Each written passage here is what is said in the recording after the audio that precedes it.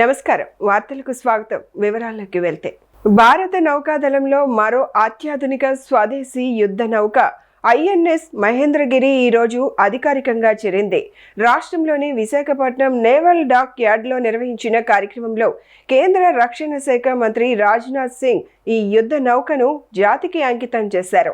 ఈ సందర్భంగా రాజ్నాథ్ సింగ్ మాట్లాడుతూ ఐఎన్ఎస్ మహేంద్రగిరి కేవలం ఒక యుద్ధ నౌక మాత్రమే కాదు, భారత నౌకాదళం శక్తి, సామర్థ్యం, స్వాలంబనకు ప్రతీకగా నిలుస్తుంది. ఈ యుద్ధ నౌకలోని అత్యంత విశేషమైన అంశం ఏమిటంటే ఇందులో 75% పైగా భాగాలు స్వదేశీ సాంకేతికతతో రూపొందించబడి భారతదేశంలోనే తయారు చేయబడ్డాయి. భారతదేశ రూపకల్పన సామర్థ్యం, తయారీ నైపుణ్యం, ఆత్మ నిర్భర్ భారత్ సంకల్పం, అలాగే దేశ రక్షణ రంగంలో పెరుగుతున్న స్వదేశీ శక్తికి ఇది సజీవ నిదర్శనమని తెలిపారు. Vice Admiral Sanjay Bhalla, Flag Officer Commanding in Chief, Eastern Naval Command, Rear Admiral Alok Ananda, Flag Officer Commanding Eastern Fleet, Captain Retired Jagmohan, CMD, Malgaon Dak Shipbuilders Limited, INS Mahendragiri के commanding officers और crew members, defence ministry और Indian navy के सारे under officials और sellers, distinguished guest, media के मित्रों, देवियों और सज्जनों, सबसे पहले तो मैं बधाई देना चाहता हूं अपने navy chief admiral Krishna Swaminathan को, क्योंकि उनकी नियुक्ति एज ए नेवल चीफ के रूप में होने के बाद पहली बार मैं किसी कार्यक्रम में शामिल हुआ हूं और आज एडमिरल कृष्ण स्वामीनाथन को बोलते हुए और हिंदी में बोलते हुए पहली बार हमने सुना है। देवियों और सज्जनों, मैं कह सकता हूं एडमिरल कृष्णा स्वामीनाथन को सुनने के बाद यदि मुझे कोई कहे कि इनकी स्पीच के बारे में आप रेटिंग करिए तो मैं ये कहूंगा एक्सलेंट।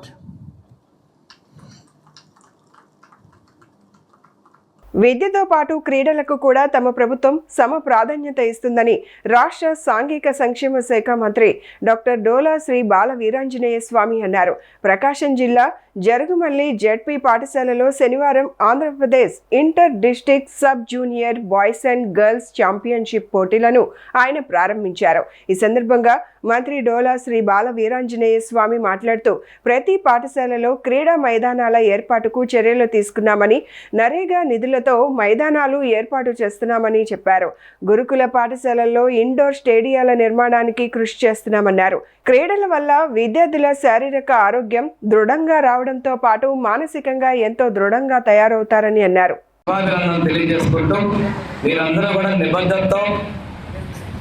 ఆటల్లో పాల్గొని విజయవంతంగా మనస్ఫూర్తిగా కోరుకుంటాను. ఈరోజు ప్రభుత్వం చదువుతో పాటు క్రీడలను కూడా ప్రోత్సహిస్తూ ఉంది.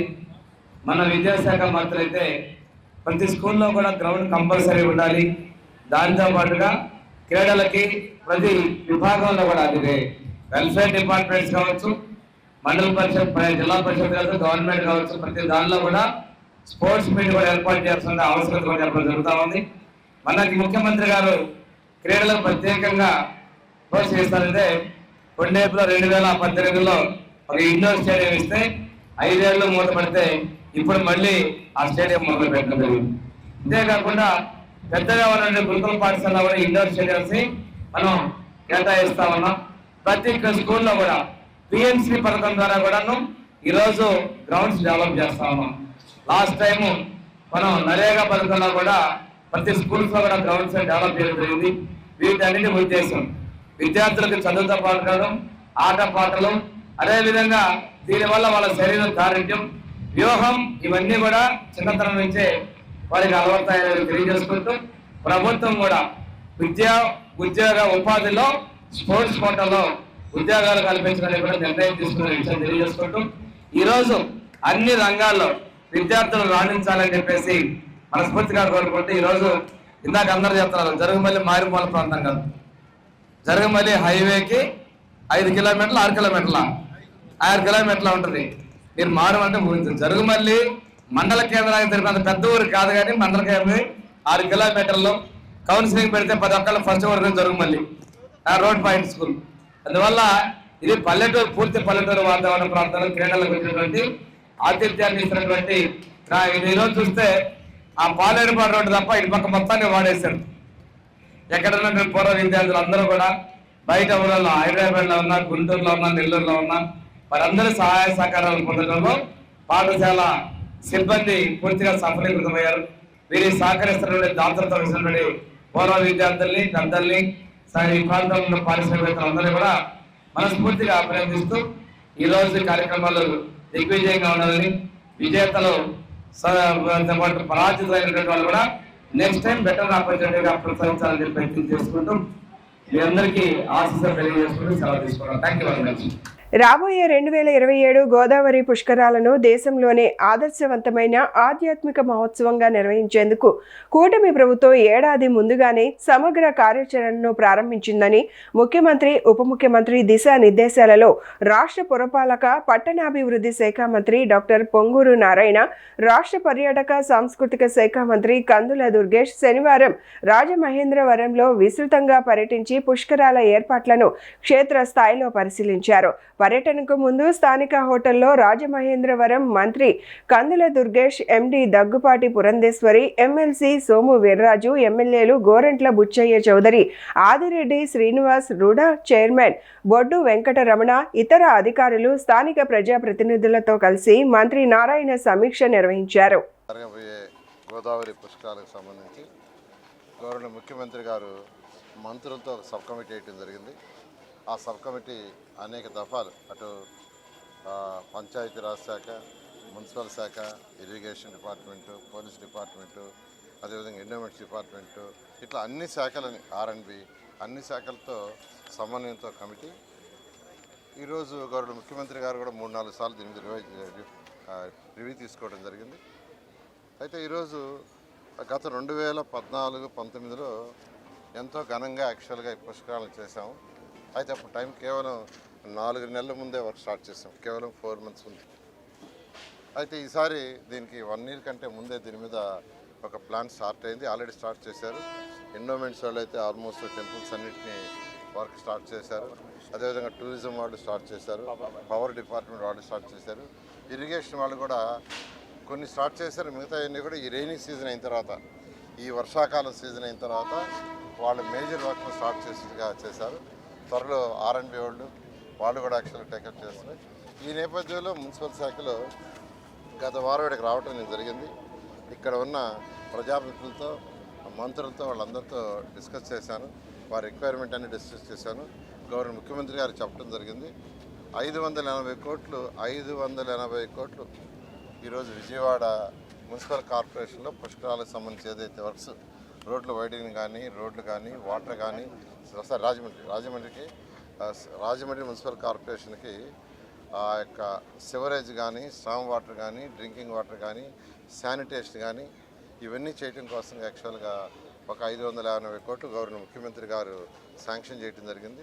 ఆల్రెడీ నేను కమిషనర్ గారికి చెప్పాను, అది కోఆర్డినేట్ చేసుకుని ఇమీడియట్గా టెండర్లు పిలిచి వర్క్ స్టార్ట్ చేయమని.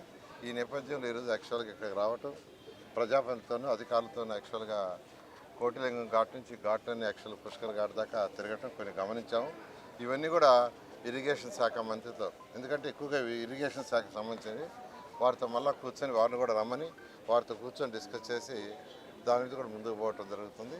ఈసారి కనీసం పోయినసారి అయితే 4,80,00,000 సుమారుగా వచ్చారని ఎస్టిమేషను. ఒకే రోజు 60 లక్షలు వచ్చారని, ఈసారి ఒకే రోజు 1 కోటి దాకా భక్తులు వస్తారని ఎస్టిమేట్ చేస్తున్నారు. దానికి తగ్గట్టుగా సెక్యూరిటీ కావచ్చు, పోలీస్ కావచ్చు, అకామిడేషన్ కావచ్చు, పార్కింగ్ కావచ్చు, ట్రాన్స్పోర్ట్ కావచ్చు, దాని మీద కూడా యాక్చువల్గా గ్రూప్ ఆఫ్ మినిస్టర్ డిస్కస్ చేయడం జరిగింది. శానిటేషన్, ప్రత్యేకంగా శానిటేషన్ అయితే పోయినసారి 8,000 మందిని యాక్చువల్ ఇక్కడ అపాయింట్ చేశారు మున్సిపల్ శాఖ. ఈసారి 15,000 కావాలని, ఆల్రెడీ 15,000 మంది కావాల్సి వస్తుందని శానిటేషన్ సంబంధించి చెప్పడం జరిగింది. పోలీసు 30,000. ఈ విధంగా దీన్ని యాక్చువల్ గవర్నర్ ముఖ్యమంత్రి గారి యొక్క ఆధ్వర్యంలో ఇది చేస్తున్నా. ఖచ్చితంగా ఈసారి ఎటువంటి అవాంఛనీయాలు జరగకుండా ఈ పుష్కరాలు ఘనంగా చేయడం జరుగుతుంది. మంత్రి కందుల దుర్గేష్ మాట్లాడుతూ ముఖ్యమంత్రి చంద్రబాబు నాయుడు, ఉప ముఖ్యమంత్రి పవన్ కళ్యాణ్ మార్గదర్శకత్వంలో పుష్కరాలు జరిగే 6 జిల్లాల్లో భారీ ఏర్పాట్లు చేస్తున్నామని తెలిపారు. ఇరిగేషన్, మున్సిపల్, పంచాయతీరాజ్, R&B, దేవాదాయ, పర్యాటక శాఖలు సమన్వయంతో పనిచేస్తున్నాయని పేర్కొన్నారు. గతంలో జరిగిన లోపాలను పునరావృతం కాకుండా కట్టుదిట్టమైన భద్రతా ప్రమాణాలతో కార్యాచరణ రూపొందించామని చెప్పారు. అఖండ గోదావరి పర్యాటక ప్రాజెక్టు ద్వారా గోదావరి పరివాహక ప్రాంతాన్ని అభివృద్ధి చేస్తున్నామని, రాజమహేంద్రవరం ఘాట్ల అభివృద్ధి పనులు వేగంగా జరుగుతున్నాయని తెలిపారు.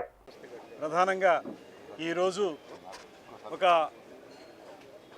పుష్కరాలకి సంబంధించినటువంటి కార్యక్రమాలు ఎప్పుడెప్పుడు మొదలవుతాయనేటువంటి ఆలోచన అటు ప్రజల్లోనూ ఇటు పాత్రికేయ మిత్రుల్లోనూ కూడా చాలా సందర్భాల్లో కనపడినటువంటి నేపథ్యంలో వరుస పర్యటనలతోటి మున్సిపల్ శాఖ మంత్రులు నారాయణ గారు ప్రభుత్వం యొక్క ఆలోచనల్ని మా ముందు పెడుతూ అదేవిధంగా ఏ రకంగా ఈ పుష్కరాలు విజయవంతం చేయాలనేటువంటి ఆలోచనతో పర్యటనలు చేస్తూ ఉన్నారు. ముఖ్యమంత్రి చంద్రబాబు నాయుడు గారు కానీ ఉప ముఖ్యమంత్రి పవన్ కళ్యాణ్ గారు కానీ ఇద్దరు కూడా ప్రత్యేకించి ఈ పుష్కరాలని 6 జిల్లాలు, కొత్త 6 జిల్లాలకి సంబంధించినటువంటి గోదావరి క్యాచ్మెంట్ ఏరియాలో ఈ పుష్కరాలని అత్యద్భుతంగా నిర్వహించాలనేటువంటి ఆలోచనతో కేంద్ర ప్రభుత్వం యొక్క సహకారాన్ని కూడా తీసుకుంటూ కార్యక్రమాలకి శ్రీకారం చుట్టడం జరిగింది. మొన్ననే నారాయణ గారు వచ్చి 500 పైచిలుకు కోట్ల రూపాయలు ఇప్పటికీ శాంక్షన్ చేసినట్టుగా వారు చెప్పింది మీదట ఇవాళ అన్ని కార్యక్రమాలు కూడా వరుసగా జరుగుతూ ఉన్నాయి. మున్సిపల్ కార్పొరేషన్ వారు కూడా ఈ ప్రాంతాన్ని బాగా అభివృద్ధి చేయడానికి చేస్తున్న కృషి, దాంతోపాటు వివిధ విభాగాల వారు టూరిజం శాఖ తీసుకుంటే అఖండ గోదావరి ప్రాజెక్ట్ని ఇంప్లిమెంట్ చేయటం, రేపు పుష్కరాలు వచ్చే నాటికి అది కూడా సర్వాంగ సుందరంగా తయారు కావటం, అదేవిధంగా ఇరిగేషన్ వారు, అదేవిధంగా ఎండోమెంట్స్ వారు, మున్సిపల్ శాఖ వారు, పంచాయతీరాజు వారు, అలా మొత్తం అన్ని శాఖల యొక్క ఇంటిగ్రిటీ తోటి అందరం కలిసి ఇంటిగ్రేషన్ తోటి సమీకృతంగా ఒక కాంక్రీట్ వర్క్ చేయాలనేటువంటి ఆలోచనతో ముఖ్యమంత్రి గారు ఇప్పటికే మాకు దిశానిర్దేశం చేశారు. అదేవిధంగా ఇప్పుడు వరుస పర్యటనలు చేస్తున్నటువంటి నారాయణ గారు ఎక్కడెక్కడ ఏ లోపాలు ఉన్నాయి, వాటిని ఏ రకంగా అధిగమించాలి, గతంలో ఉన్నటువంటి లోపాలు లేకుండా చూసుకోవడానికి ఏ రకమైన కార్యక్రమాలు నిర్వహించాలి, అటు ట్రాఫిక్ కానీ ఇటు వచ్చేటువంటి భక్తులకి సౌకర్యాలు కల్పించడం కానీ, అదేవిధంగా వారందరికీ కూడా ఒక పవిత్ర స్నానాలు చేసుకునేటువంటి అవకాశం కల్పించడం కానీ, ఇవన్నీ కూడా సమర్థవంతంగా నిర్వహించడానికి వీలుగా ఒక కార్యాచరణ తయారు చేస్తూ ఉన్నాం. ఇప్పుడు ఇది అయిన తర్వాత ఈ ఘాట్లు పరిశీలన తర్వాత రివ్యూ మీటింగ్ కూడా ఉంటుంది. మొత్తంగా రాబోయే రోజుల్లో పూర్తి స్థాయిలో ఈ కార్యక్రమాలన్నింటినీ కూడా ఏర్పాటు చేసుకుని ఎక్కడా కూడా తొడతొక్కిడి లేకుండా అందరూ సజావుగా ఈ పుణ్యస్నానాలు ఆచరించే విధంగా చేయడానికి అవసరమైనటువంటి అన్ని కార్యక్రమాలను చేపట్టడానికి ప్రభుత్వం చిత్తశుద్ధితో ఉందనేటువంటి మాటను తెలియజేస్తూ ఈ కార్యక్రమాన్ని ముందుకు తీసుకెళ్తాం. త్వరలోనే రాబోయే రోజుల్లో మంచి పుష్కరాలని అద్భుతమైనటువంటి సేఫ్టీతో కూడినటువంటి భద్రతా ప్రమాణాలతో కూడినటువంటి పుష్కరాలని నిర్వహించడానికి ఈ రాష్ట్ర ప్రభుత్వం, కూటమి ప్రభుత్వం దీక్షా కంకణబద్ధమై ఉందనేటువంటి మాటని సందర్భంగా తెలియజేస్తున్నాను. జన్మదినం సందర్భంగా శ్రీవారిని దర్శించుకున్న తెలంగాణ ఎమ్మెల్యే మల్లారెడ్డి రేణిగుంట సమీపంలో కొత్త యూనివర్సిటీ ఏర్పాటు చేసేందుకు అన్ని అనుమతులు లభించాయని తెలిపారు. గత ఏడాది పుట్టినరోజున తిరుపతిలో విద్యా సంస్థ ఏర్పాటు చేసే అవకాశం కల్పించాలని శ్రీవారిని ప్రార్థించానని, ఈసారి ఆ కోరిక నెరవేరిందని ఆనందం వ్యక్తం చేశారు. ఇప్పటికే తెలంగాణలో 3 విశ్వవిద్యాలయాలను నిర్వహిస్తున్న తాను ఏపీలో కూడా నాణ్యమైన విద్యను అందించే లక్ష్యంతో ఈ యూనివర్సిటీని స్థాపిస్తానని చెప్పారు. ఈరోజు నా జీవితం ధన్యమైంది. ఎందుకంటే భగవంతునికి నేను 35 సంవత్సరాల సంధి కూడా ఇన్స్టిట్యూషన్స్ రన్ చేస్తున్నా, స్కూల్స్ పెట్టినా, ఇంజనీరింగ్ కాలేజీలు పెట్టినా, మెడికల్ కాలేజీలు పెట్టినా, యూనివర్సిటీలు పెట్టినా, లక్షల మంది వరల్డ్ క్లాస్ ఇంజనీర్లను తయారు చేసిన, 1000 మంది టాప్ వరల్డ్ క్లాస్ డాక్టర్లను తయారు చేసిన, ఫార్మసిస్టులను తయారు చేసిన, మేనేజ్మెంట్ స్టూడెంట్లను తయారు చేసిన. నేను లాస్ట్ ఇయర్ నా బర్త్డే నాడు సెప్టెంబర్ 9 నాడు మొక్కిపోయినా. తిరుపతిలో కూడా ఒక యూనివర్సిటీ పెట్టాలనుకున్నా. ఈరోజు భగవంతుడు నా బర్త్డే నాడే నాకు బర్త్డే కానుక మాదిరిగా భగవంతుడు వెంకటేశ్వర స్వామి నేను కిందికి పోగానే మంచి ల్యాండు బిల్డింగ్లతో సహా పాత శ్రీ కాలేజీ నాకు ఇప్పించేసిన భగవంతుడు. ఈరోజు దాన్ని మొత్తం రెనోవేషన్ చేసి మార్చి ఎయిర్పోర్ట్ ముందడ రేణిగుంట దగ్గర ఈరోజు central government deemed university Mallareddy sanction అయింది. నిన్న సాయంత్రం 5 గంటలకు ఆ లెటర్ వచ్చింది సెంట్రల్ గవర్నమెంట్కి. అందుకే ఆ దేవుని దగ్గర పెట్టిన ఆ లెటర్, పర్మిషన్ వచ్చిన లెటర్ యూనివర్సిటీ. అందుకే నేను ఫస్ట్ టైం ఒక తెలంగాణ బిడ్డ ఒక ఆంధ్రలో తిరుపతి దేవస్థానం దగ్గర నాకు యూనివర్సిటీ పెట్టడం ఒక గర్వకారణం. ఇక్కడ అందరికీ రాయలసీమ ప్రజలకు, ఆంధ్ర ప్రజలకు అందరికీ కూడా మంచి ఇంజనీర్లను తయారు చేసి ప్రతి స్టూడెంట్ను ఒక ఏఐ తయారు చేస్తాను కూడా ఆ భగవంతుడికి మాట ఇచ్చిన. అట్లనే స్టూడెంట్స్ని కూడా అదే మాదిరిగా తయారు చేస్తా. ఈ రోజు కూడా నా దగ్గర తెలంగాణలో 50,000 మంది ఇంజనీరింగ్ స్టూడెంట్స్, మంచి డాక్టర్సు, ఇవన్నీ కూడా 10,000 మంది టీచర్స్తో సహా 3 యూనివర్సిటీలు నడుస్తున్నాయి. భగవంతుడు నాకు మీద దయ ఉంచి నా కోరిక ఇచ్చేసి నాకు మంచి యూనివర్సిటీ ఇచ్చినందుకు ఆ దైవానికి దండం పెట్టుకుందామని వచ్చింది. ఆ అధికారులకు మళ్లీ చెబుతున్నా ఇక క్షమించను అంటూ ముఖ్యమంత్రి నారా చంద్రబాబు నాయుడు తీవ్ర హెచ్చరిక చేశారు. ప్రజలకు సంబంధించిన పనుల్లో నిర్లక్ష్యం, అభివృద్ధి కార్యక్రమాల్లో జాప్యం అస్సలు సహించబోనని స్పష్టం చేశారు. ప్రభుత్వ లక్ష్యాలకు అనుగుణంగా అధికారులు బాధ్యతాయుతంగా పనిచేయాలని ఆదేశించారు. బనగానపల్లె పర్యటనలో ఆయన చేసిన ఈ వ్యాఖ్యలు ఇప్పుడు చర్చనీయాంశంగా మారాయి. అసలు అధికారులకు సీఎం ఎందుకు ఈ స్థాయిలో వార్నింగ్ ఇచ్చారు? ఏ అంశాలపై అసంతృప్తి వ్యక్తం చేశారు? చెప్పిన అభిప్రాయం ప్రకారం మీకు గౌరవిస్తా, బాగా లేకపోతే నేను ప్రజల పక్షాన ఉంటాను తప్ప మీకు సహకరించనని మరొక్కసారి అందరికీ విజ్ఞప్తి చేస్తున్నా. మీరు ప్రజలకు మంచి పని చేయండి, నేను మీకు అండగా ఉంటా, మిమ్మల్ని కూడా ఆదుకుంటాం. మనందరం కలిసి ప్రజలకు మెరుగైన సేవలు అందించాల్సిన అవసరం ఉంది. ఇక్కడ చూస్తే మొత్తం 56 సేవల్లో 38 సేవలు రాష్ట్ర ఆవరేజ్ కంటే తక్కువ ఉన్నాయి. 18 మాత్రం రాష్ట్ర ఆవరేజ్ కంటే మెరుగ్గా ఉన్నాయి. ఇందులో లేటెస్ట్ కూడా చూస్తే 23 మెరుగ్గా ఉన్నాయి, 31 తక్కువగా ఉన్నాయి. కలెక్టర్ గారు కూడా ఇప్పటి వరకు 16వ స్థానం. 28 జిల్లాలుంటే మన జిల్లా నంద్యాల 16వ స్థానంలో ఉంది. దీన్ని ఇంకా ఇంప్రూవ్ చేయాలి.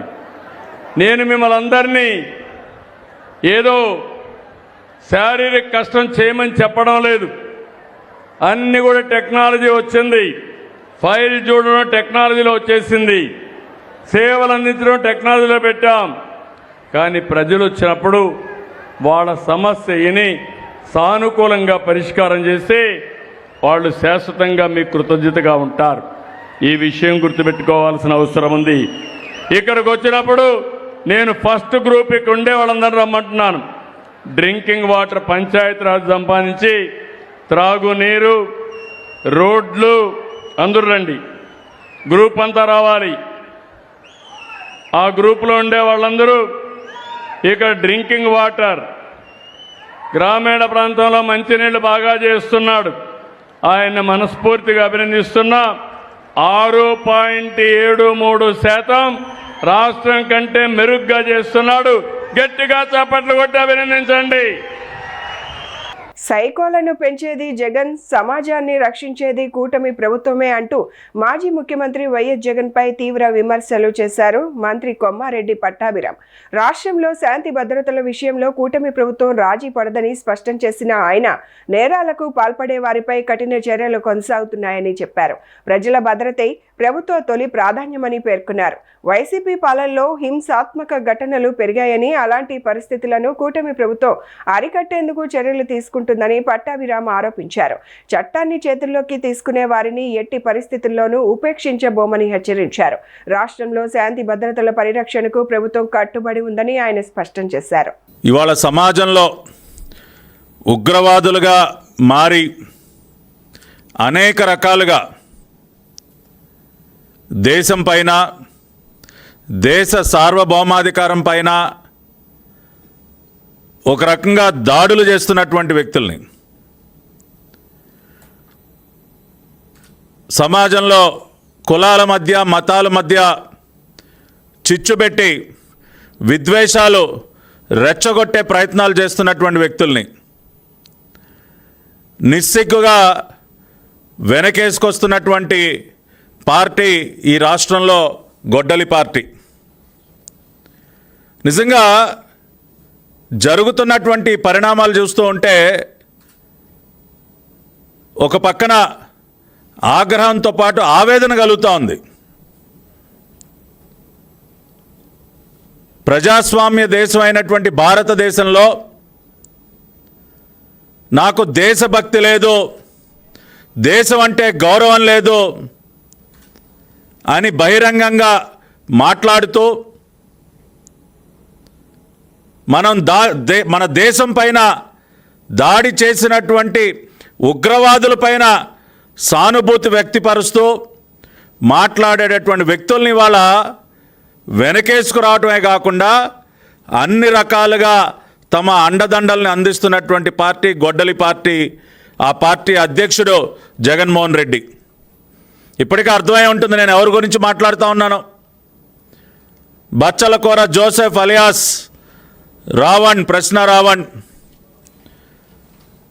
ఇతని యొక్క మాటలు, ఇతని యొక్క ప్రవర్తన గత కొద్ది రోజులుగా కొన్ని కోట్ల మంది చూసి వినడం జరిగింది.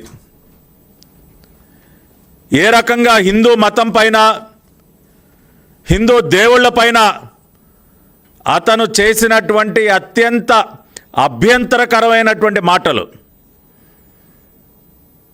కొన్ని కోట్ల మంది మనోభావాల్ని గాయపరిచినటువంటి సందర్భం. హిందూ దేవతలను అవమానించే వారిని ఎట్టి పరిస్థితుల్లోనూ ఉపేక్షించబోమంటూ బీజేపీ రాష్ట్ర అధికార ప్రతినిధి దర్శనపు శ్రీనివాస్ తీవ్ర వ్యాఖ్యలు చేశారు. రాష్ట్రంలో కొందరు దళిత వర్గాలను రెచ్చగొడుతూ హిందూ దేవుళ్లను దూషించే కుట్రలు జరుగుతున్నాయని ఆరోపించారు.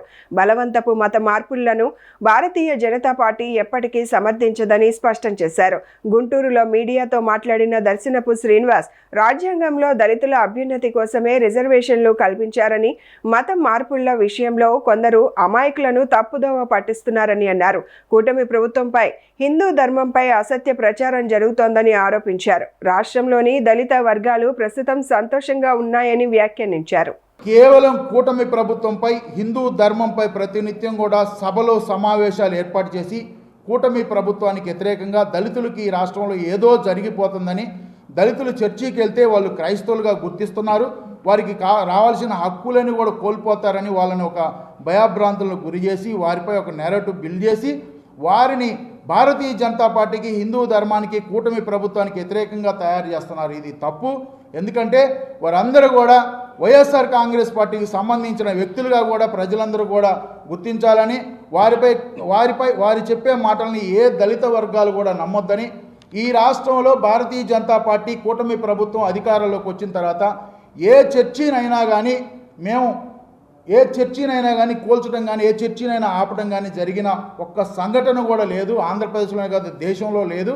అసలు ఆంధ్రప్రదేశ్లో దళిత వర్గాలు చాలా సంతోషంగా ఉన్నారు. ఎందుకంటే వీళ్ళకి ఏదో ఒక కారణం కావాలి.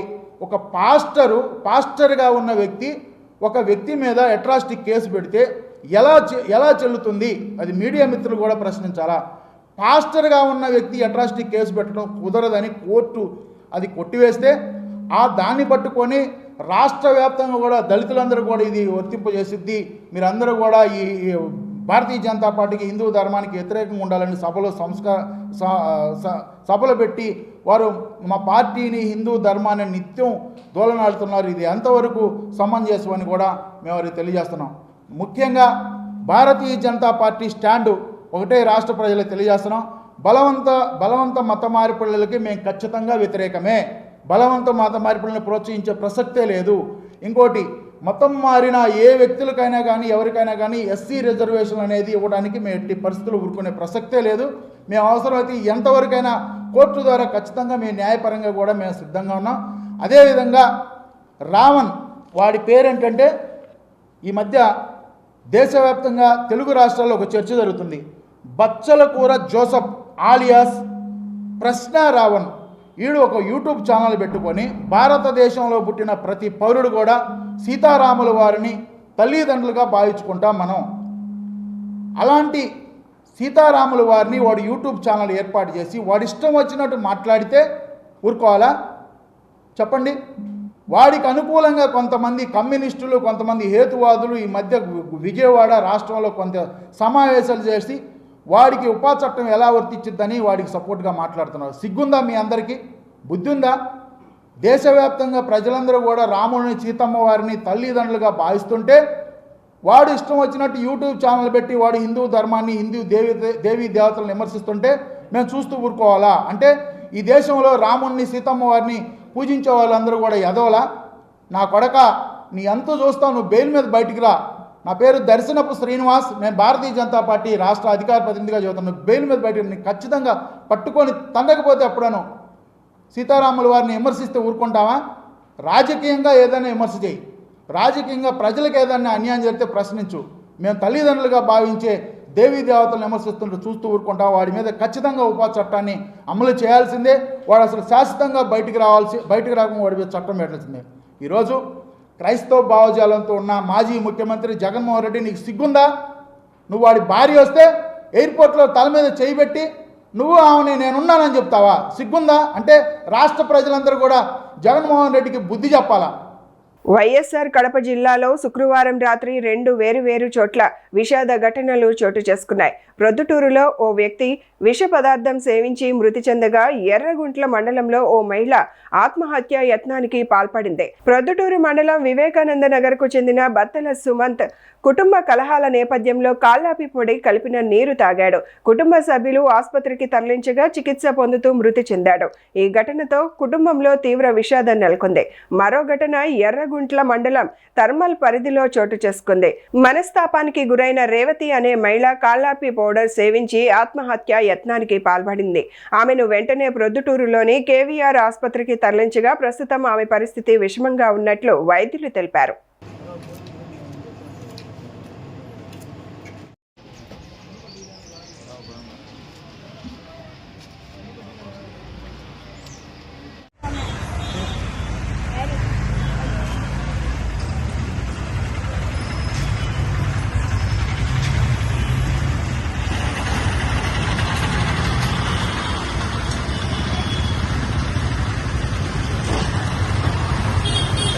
వైఎస్ఆర్ కడప జిల్లాలోని మైదుకూరు మండలంలో విషాదకర రోడ్డు ప్రమాదం చోటు చేసుకుంది.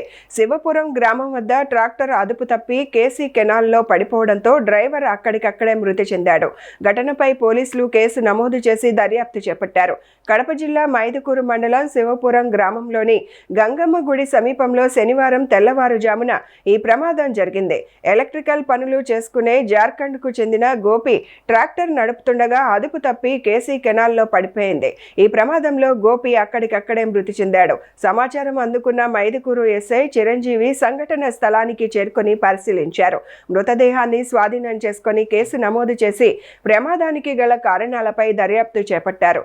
ఘటనతో శివపురం గ్రామంలో విషాద ఛాయలు అలుముకున్నాయి.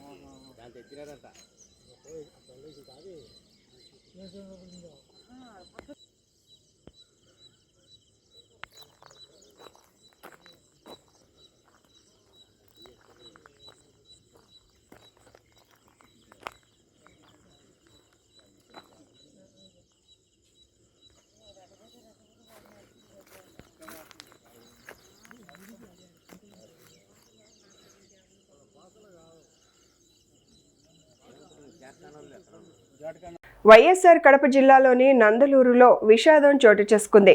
కుటుంబ కలహాల నేపథ్యంలో ఓ వ్యక్తి ఇంట్లో ఊరేసుకొని మృతి చెందాడు. మృతుడి కుటుంబం తీవ్ర పేదరికంలో ఉండటంతో అంత్యక్రియల కోసం పోలీసులు, స్థానికులు కలిసి ఆర్థిక సాయం అందించడం హృదయాలను కదిలించింది. కడప జిల్లా నందలూరు మండలం నాగిరెడ్డిపల్లి గ్రామ పంచాయతీ పరిధిలోని అరవపల్లి ఎన్టీఆర్ నగర్కు చెందిన ఆంజనేయులు కూలి పనులు చేసుకుంటూ కుటుంబాన్ని పోషించేవాడు. శుక్రవారం రాత్రి భార్యాభర్తల మధ్య జరిగిన గొడవ అనంతరం ఇంట్లో ఉరివేసుకొని మృతి చెందినట్లు పోలీసులు తెలిపారు. సమాచారం అందుకున్న ఎస్ఐ మల్లికార్జున్ రెడ్డి సంఘటన స్థలానికి చేరుకొని పరిశీలించారు. మృతదేహాన్ని పంచనామా అనంతరం రాజంపేట ప్రభుత్వ ఆసుపత్రికి తరలించి కేసు నమోదు చేసి దర్యాప్తు చేపట్టారు.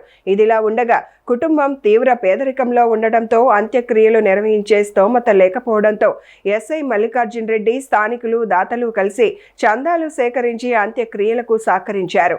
ఈ మానవీయ ఘటన స్థానికులను కదిలించింది.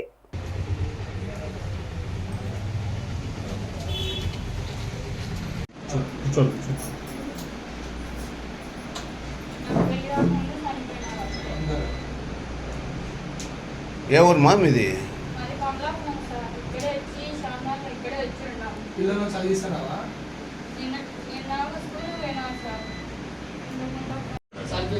ఫోటో తిట్టి చూడు.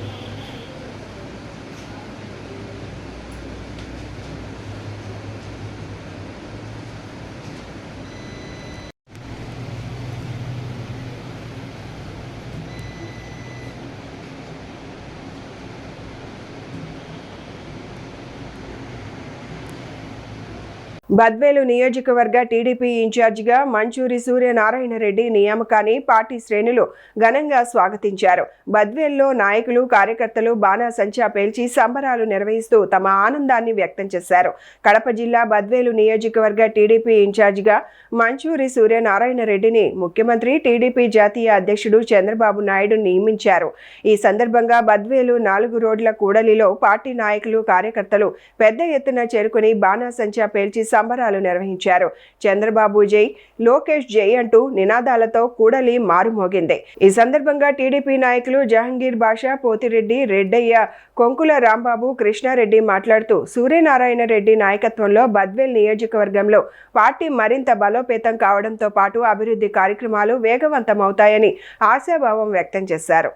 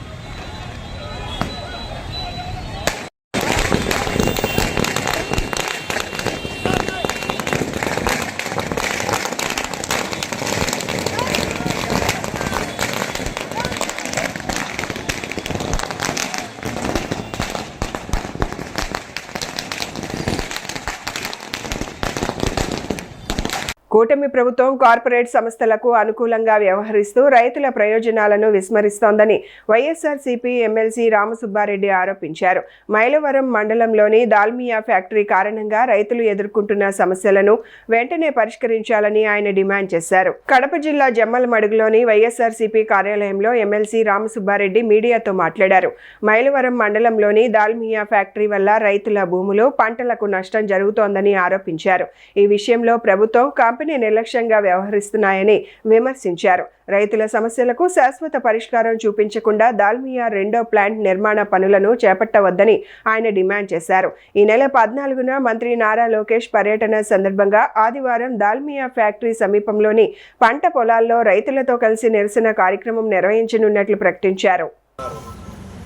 మొదటి ప్లాంట్ నిర్మాణం వల్ల ఇక్కడ గ్రామాలు వరద ప్రవాహానికి దాల్మియా ఫ్యాక్టరీ అడ్డంగా నిర్మించడం వల్లనే, అదేవిధంగా మైన్ ప్రొటెక్షన్ బండ్ 2.5 కిలోమీటర్ నిర్మించడం వల్లనే ఫ్యాక్టరీ నిర్మాణం తర్వాతనే ఈ పంట పొలాలు ముంపుకు గురవుతున్నాయి. దుగ్గనపల్లె పూర్తిగా ముంపుకు గురవుతుంది. నవాపేట కూడా పాక్షికంగా ముంపుకు గురవుతూ ఉన్నాయి.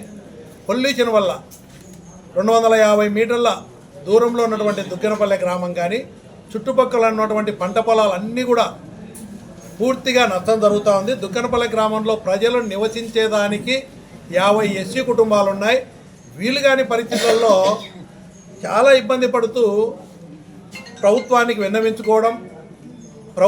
విన్నవించుకున్న అధికారుల నిర్లక్ష్యం చేయడం వల్ల రైతులందరూ కూడా, ఈ గ్రామాలకు సంబంధించినటువంటి రైతులందరూ కూడా లోకాయుక్తను ఆశ్రయించడం, లోకాయుక్త ఇన్వెస్టిగేషన్లో ఇరిగేషన్ డిపార్ట్మెంట్ కూడా పూర్తిగా ఫ్యాక్టరీ నిర్మించిన తర్వాతనే పంట పొలాలు, గ్రామాలు ముంపుకు గురవుతున్నాయి.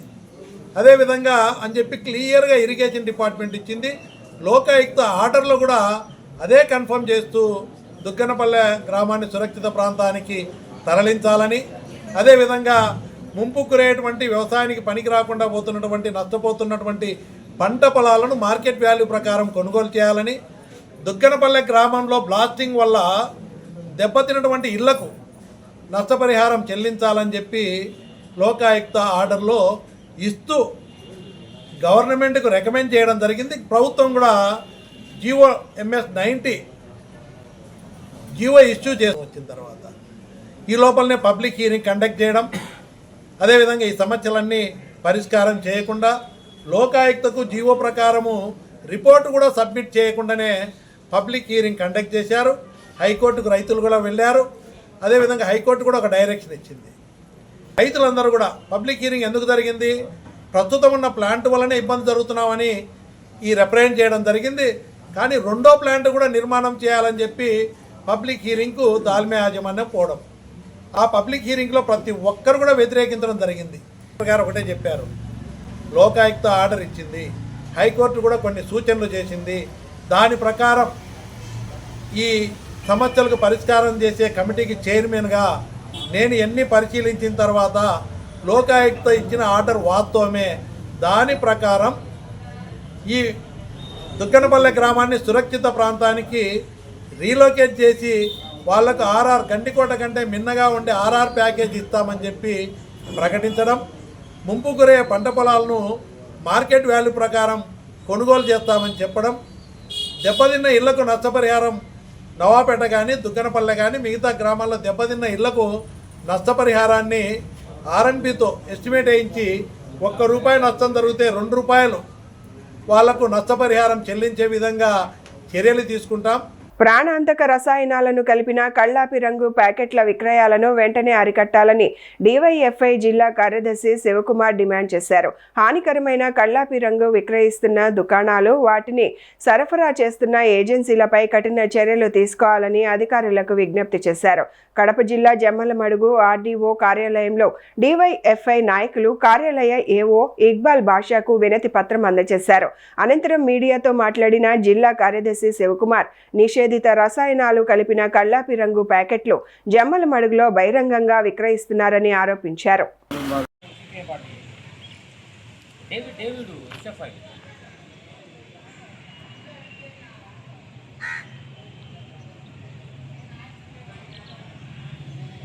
ఫోటో తీసా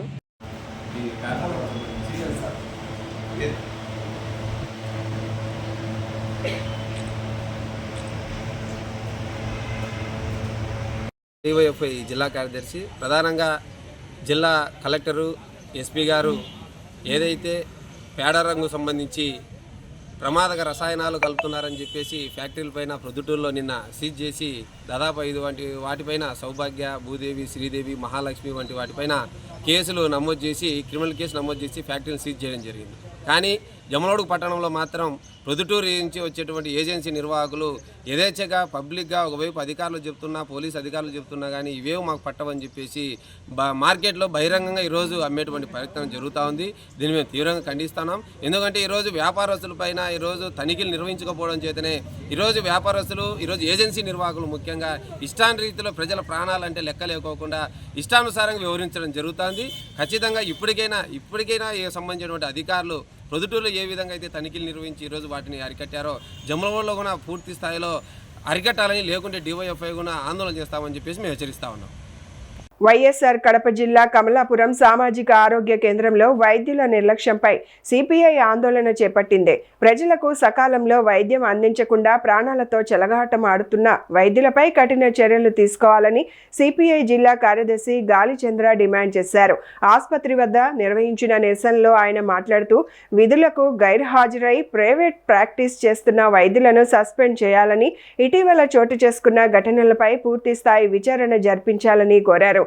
ఎమ్మెల్యే చొరవతో ఆసుపత్రి అడ్వైజరీ బోర్డు సమావేశం నిర్వహించి పేదలకు మెరుగైన వైద్య సేవలు అందేలా చర్యలు తీసుకోవాలని విజ్ఞప్తి చేశారు. సమస్యలు పరిష్కరించకపోతే ఆందోళనను మరింత ఉధృతం చేస్తామని హెచ్చరించారు. దుర్భాగ్య స్థితి నెలకొంటా ఉంది. పోనీ వీళ్ళపైన నియంత్రణ చేసేటటువంటి జిల్లా అధికారి ఏమైనా ఉన్నాడంటే డిఎంఎండ్హెచ్ఓ, లేక మాసాలు గడుస్తూ ఉన్న కడప జిల్లాలో డిఎంఎండ్హెచ్ఓ కూడా లేనటువంటి దౌర్భాగ్య స్థితి ఈ జిల్లాలో కొనసాగుతూ ఉందంటే కడప జిల్లా పైన ఎంత నిర్లక్ష్యం, వివక్షత కొనసాగుతుందో మనం అర్థం చేసుకోవచ్చు. పైగా కమలాపురము సామాజిక ఆరోగ్య కేంద్రంలో పోయిన నెల 27వ తారీఖు కమలాపురం సొసైటీ కాలనీలో ఒక ఆమె సులోచన అనేటువంటి మహిళకు ఆరోగ్యం బాగలేకపోతే ఈ సామాజిక ఆరోగ్య కేంద్రానికి వస్తే వైద్యం అందించకపోవడంతో ఆమె చనిపోయినటువంటి ఘటన హృదయ విదారకమైనటువంటి ఘటన.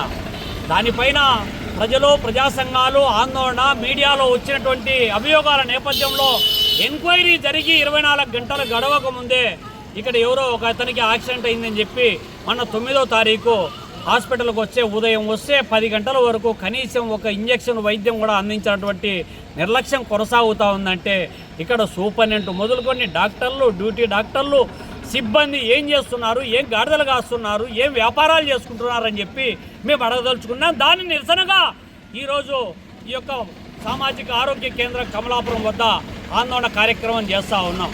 ఇప్పటికైనా అధికారులు వెంటనే చర్యలు తీసుకోవాలి. ఇక్కడేమో సామాజిక ఆరోగ్య కేంద్రంలో పనిచేసేటటువంటి ప్రాథమిక సిబ్బందికి 15,000 నుండి ఉన్నత స్థాయి సూపరింటెండెంట్కు 1,10,000 వరకు జీతభత్యాలు అందుతాయి. అటువంటి లక్షల జీతాలు ఈ హాస్పిటల్ ఏమో కోట్ల రూపాయలు ఖర్చు చేసి హాస్పిటల్ కట్టారు. కానీ ఇక్కడ వైద్యం వచ్చేటప్పటికి ఎవరైనా ప్రజలు వచ్చి వైద్యం అందించమని అడిగితే ఎవరే కానీ రెస్పాండ్ కానటువంటి పరిస్థితి. హాస్పిటల్కి పోతే ప్రాణాలు నిలబెట్టుకోవచ్చు అనేటువంటి గంపడ ఆశతో హాస్పిటల్కి వస్తే కమలాపురం హాస్పిటల్కి పోతే ప్రాణాలు పోతాయి అనేటువంటి ఒక అభద్రతాభావం నెలకొండేటువంటి పరిస్థితి కొనసాగుతూ ఉంది. ఇంత వివాదం నడుస్తూ ఉంటే జిల్లా అధికారులు నిమ్మకు నీరెత్తినట్టు వ్యవహరిస్తూ ఉన్నారు. జిల్లాలో 7 సామాజిక ఆరోగ్య కేంద్రాలు నడుస్తూ ఉన్నాయి. లక్షల రూపాయలు ఖర్చు చేస్తూ ఉన్నట్టు నివేదికలు చెప్తూ ఉన్నాయి. కానీ ఆచరణలోకి వచ్చేటప్పటికి వైద్యం అందించడంలో వైద్యుల యొక్క నిర్లక్ష్యం చాలా తీవ్ర స్థాయికి, తారాస్థాయికి చేరుకుంటూ ఉంది. జనరల్గా సామాజిక ఆరోగ్య కేంద్రాలకు ఎమ్మెల్యే చైర్మన్గా అడ్వైజరీ బోర్డు ఉంటుంది. ఈ వార్తలు ఇంతతో సమాప్తం. నమస్కారం.